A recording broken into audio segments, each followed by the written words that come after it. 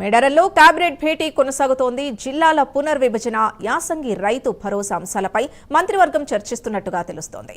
Municipal ఎన్నికలకు green signal ఇచ్చే chance ఉంది. ప్రైమ్ 9 న్యూస్ చేతిలో మేడారం మాస్టర్ ప్లాన్ పూర్తి చిత్రాలు ఉండనున్నాయి. రేపు ఉదయం సీఎం రేవంత్ రెడ్డి చేతుల మీదుగా గద్దెల ప్రాంగణం పునఃప్రారంభం కానుంది. నిర్మాణం పూర్తయిన తర్వాత అసలు స్వరూపం యానిమేషన్ చిత్రాలు విడుదల చేయనున్నారు. మేడారం గద్దెల ప్రాంగణం ఆధునీకరణ చిత్రాలు ఆకట్టుకుంటున్నాయి. రేపు ఉదయం గద్దెల ప్రాంగణం నూతన చిత్రాల్ని సీఎం విడుదల చేయనున్నారు. కుటుంబ సమేతంగా ముఖ్యమంత్రి తొలి మొక్కులు సమర్పించనున్నారు. నిలువెత్తు బంగారం, తులాభారం ఇవ్వనున్నారు సీఎం.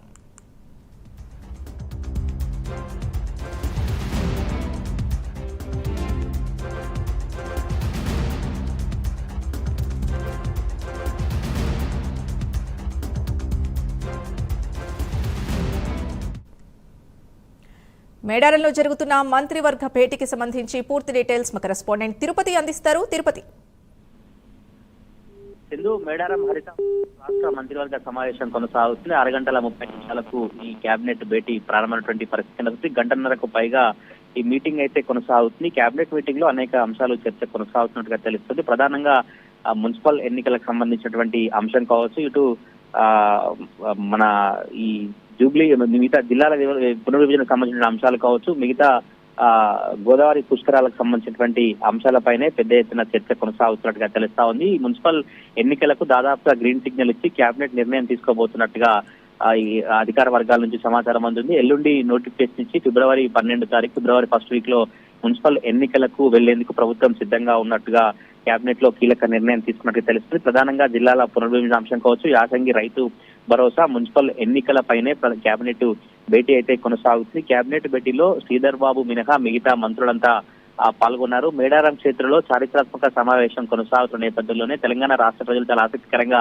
ఎదురుచూస్తారు. కేబినెట్ భేటీలో ఎటువంటి అంశాలు ఇంకా చర్చకు రాబోతున్న చర్చ కొనసాగుతున్న నేపథ్యంలో ప్రధానంగా మున్సిపల్ ఎన్నికలు, గోదావరి పుష్కరాలకు సంబంధించినటువంటి అంశాలు కావచ్చు, తర్వాత మేడారంలో ఇప్పుడు జరుగుతున్నటువంటి మహాజాతర ఏర్పాటు కావచ్చు, మేడారం మహాజాతర ముగిసిన తర్వాత పూర్తిగా మేడారం మహాజాతర సెకండ్ ఫేజ్ సంబంధించినటువంటి పనులకు సంబంధించుకోవచ్చు, జంపన్నవాగు దగ్గర అభివృద్ధి కార్యక్రమాలకు సంబంధించి, ఇంకా మేడారం పరిసర ప్రాంతాలలో అభివృద్ధి పనులకు పూర్తిగా జాతర ముగిసిన తర్వాత ఇంకెటువంటి ఏర్పాట్లు చేస్తే రానున్నటువంటి రోజుల్లో మేడారం క్షేత్రం అభివృద్ధి చెందేందుకు పెద్ద ఎత్తున అభివృద్ధి నిధులు తీసుకొచ్చి కేబినెట్ నిర్ణయం తీసుకున్నట్టుగా తెలుస్తోంది. ఇంకా హరిత హోటల్లో కేబినెట్ అయితే కొనసాగుతున్నటువంటి పరిస్థితి కనిపిస్తుంది. 9 గంటల సుమారులో కేబినెట్ ముగిసిన తర్వాత సీఎం రేవంత్ రెడ్డి మంత్రులు మీడియాతో మాట్లాడి పూర్తి వివరాలు చెప్పేటువంటి అవకాశం ఉన్నట్టుగా తెలుస్తా ఉంది. మరి కాసేపట్లోనే కేబినెట్ ముగిసేటువంటి అవకాశం కనబడుతుంది. 6:30 నుంచి ఇంకా గంటన్నరకు పైగా కేబినెట్ అయితే కొనసాగుతున్నటువంటి సిచ్యువేషన్ కనబడుతుంది. 6 గంటలకు మీడియాతో సీఎం రేవంత్ రెడ్డి మాట్లాడి కేబినెట్ లో చర్చించినటువంటి అంశాలు కావచ్చు, కేబినెట్ లో తీసుకున్నటువంటి నిర్ణయాలు రాష్ట్ర ప్రజలకు చెప్పేందుకైతే రాష్ట్ర మంత్రివర్గం మీడియా ముందుకు రాబోతున్నట్టుగా తెలుస్తా ఉంది. తెలంగాణ రాష్ట్ర ప్రజలంతా కూడా చాలా ఆసక్తికరంగా ఎదురు చూస్తా ఉన్నారు. మేడారంలో కేబినెట్ ఏర్పాటు చేసినాక గిరిజనులకు సంబంధించినటువంటి సంక్షేమ పథకాలు కావచ్చు, గిరిజనుల సంక్షేమం కోసం ఎటువంటి నిర్ణయం తీసుకోబోతున్నారు, తెలంగాణలో ఇంకా రానున్న రోజుల్లో సంక్షేమ పథకాలు కావచ్చు, రానున్న రోజుల్లో తెలంగాణకు సంబంధించినటువంటి అభివృద్ధి పనులకు కావచ్చు, మిగతా వాటికి సంబంధించి చర్చ ఏ విధంగా కొనసాగుతున్నటువంటి నేపథ్యం అయితే కనిపిస్తా ఉంది. మేడారంలో గంటన్నరకు పైగా కేబినెట్ మీటింగ్ కొనసాగుతున్న నేపథ్యంలో చాలా మంది గిరిజనులు కావచ్చు, ఉమ్మడి వరంగల్ జిల్లా సంబంధించినటువంటి ప్రజాప్రతినిధులు, ఇక్కడ నుండి ప్రజలైతే చాలా ఆసక్తిగా చూసి కేబినెట్ లో ఎటువంటి అంశాలు పూర్తిగా రాబోతున్నాయని చర్చ అయితే కొనసాగుతుంది. ప్రధానంగా ఇప్పటివరకు అయితే మున్సిపల్ ఎన్నికలకు సంబంధించినటువంటి అంశాలు కావచ్చు, గోదావరి పుష్కరాలకు సంబంధించినటువంటి అంశాలపైనే చర్చ కొనసాగుతున్నట్టుగా తెలుస్తా ఉంది. సింధు, తిరుపతి, రేపు సీఎం రేవంత్ రెడ్డి కుటుంబ సమేతంగా తొలి మొక్కులు చెల్లించుకున్నట్టు తెలుస్తోంది. మరి ఆ కార్యక్రమానికి సంబంధించి ఏర్పాట్లు ఎలా జరుగుతున్నాయి?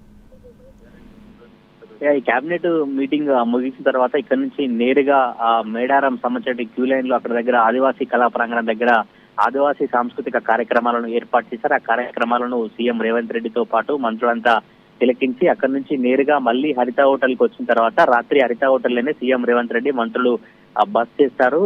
ఉదయం 6:30 మళ్ళీ మేడారం గద్దెల ప్రాంగణానికి చేరుకొని పునర్నిర్మాణం చేసినటువంటి సమ్మక్క, సారలమ్మ, గోవిందరాజు, పగిడేద్దరాజు గద్దెలను ప్రారంభిస్తారు రేవంత్ రెడ్డి. ప్రారంభించేటువంటి సమయంలో కుటుంబ సమేతంగా సీఎం రేవంత్ రెడ్డి సమ్మక్క, సారలమ్మ అమ్మవార్లను దర్శించుకున్నటువంటి పరిస్థితి కనబడుతుంది. ఇప్పటికే సీఎం రేవంత్ రెడ్డికి సంబంధించినటువంటి కుటుంబ సభ్యులు సతీమణి గీతారెడ్డి, కూతురు నైమిషారెడ్డి అల్లుడు మనవడు రియాన్స్ మేడారంకు చేరుకున్నారు. ప్రజెంట్ ఇప్పుడు వారు కుటుంబం కూడా మేడారంలోని హరిత హోటల్లో ఉన్నటువంటి పరిస్థితి ఉంటుంది. రేపు ఉదయం 6:30 నుంచి 7:30 వరకు గద్దెల ప్రారంభ కార్యక్రమం, సీఎం రేవంత్ రెడ్డి వనదేవతల దర్శన కార్యక్రమం ఉండబోతా ఉంది. ఈ కార్యక్రమానికి సంబంధించి ములుగు జిల్లా అధికార యంత్రాంగం అన్ని ఏర్పాటు చేసింది. ఇప్పటికే 1600 మంది పోలీసులతో మేడారం పరిసర ప్రాంతాలంతా కూడా కట్టుదిట్టమైన భద్రత ఏర్పాటు చేసి ఎవరిని కూడా అనుమతించేటువంటి పరిస్థితి. ఎవరైతే అధికారులు కావచ్చు, మీడియా పాస్ ఉన్నవారు కావచ్చు, ఎవరైతే కొంత అలో ఉన్నటువంటి పర్సన్స్ ఉన్నారో వారిని మాత్రమే సీఎం రేవంత్ పర్యటించేటువంటి ప్రాంతాలకు అనుమతిస్తున్నటువంటి పరిస్థితి కనబడుతుంది.